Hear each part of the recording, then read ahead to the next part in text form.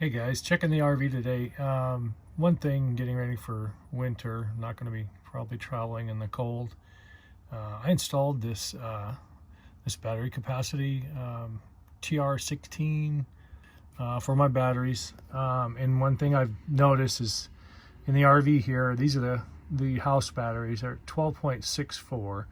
They tend to go down. And over here by my dash, I have this monitor here that you can get to plug in, and those are my chassis battery, which is 12.1, and it steadily continues to fall. So I'm going to plug in the RV with the dog bone. I'll show you what that looks like here.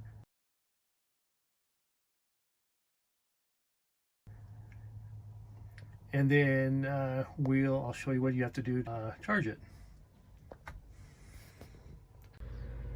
You can see there's the negative draw, 0.4, 0.5. That's what's pulling the battery down.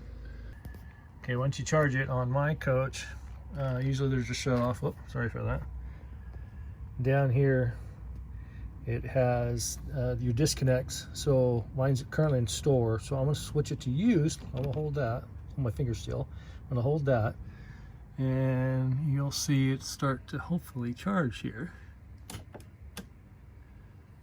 The converter will come on, that lights up. So here we are, now we're charging.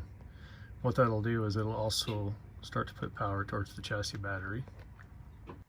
And you can see the chassis battery is charging as well. So I'll let this run for some hours until it quits charging.